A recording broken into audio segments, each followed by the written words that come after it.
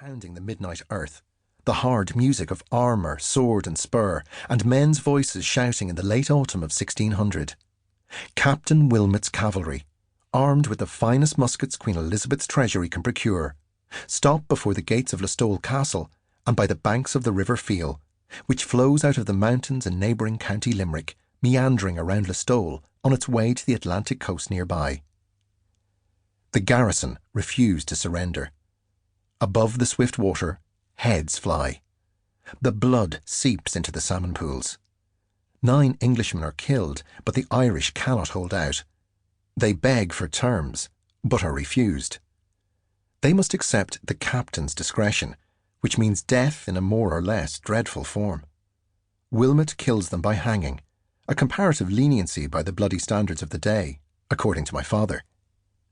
After the surrender, the legs of 18 suffocating men kick to the laughter of Wilmot's men. My father reaches to his throat to mimic the act of hanging. The priest who is found with the garrison is spared, however. Not for him the breaking of joints with heavy irons, the agonizing death that is the fate of another clergyman found near Dingle. The priest has a bargain to offer. He tells Wilmot that the rebel Lord Kerry's son, but 5 years old, almost naked and besmirched with dirt, has been smuggled out of the castle by an old woman. Who better than the heir to lure the lord into surrender? The old woman and boy are found in a hollow cave and are sent to Dublin with the priest, but their fate is not recorded. My father pulls ghosts out of history every night.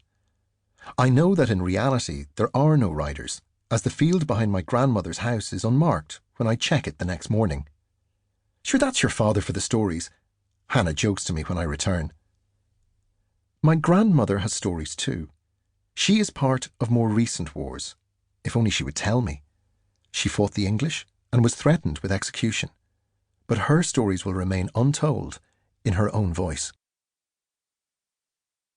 I am grown, and my father is dead, when I discover how faithfully he brought the Elizabethan past to life. In the late 16th century, the conquering English had swept their enemies before them. After capturing Listowel, they rode on into Limerick. The President of Munster, Sir George Carew, reported back to London that they had killed all mankind that were found therein, for a terror to those that should give relief to renegade traitors. Thence we came into Arlo Woods, in County Limerick, where we did the like, not leaving behind us man, or beast, or corn, or cattle. Livestock was slain by the thousand, and corn trampled and burned. The Irish peasants were butchered or driven away, so that rebels and plotting Spaniards might make no use of them. Ireland was a nest of potential traitors. The possibility of the invasion of England through the back door to the west loomed large in the imaginations of Tudor statesmen and soldiers. Rebellions, supported by the Pope and the Spanish King, reinforced the English terror of the Protestant Reformation being reversed. Such endings, they knew well, only came in tides of blood. Elizabeth's spymaster, Sir Francis Walsingham, had been in Paris on the 24th of August 1572, and lucky to escape the St. Bartholomew's Day massacre of Protestant Huguenots.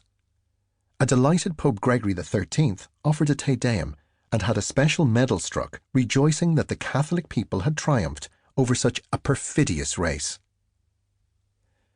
The European wars of religion brought an exterminatory savagery to Ireland. In the Munster of my ancestors, unknown thousands were killed in battle, slaughtered out of hand, and starved or killed by disease.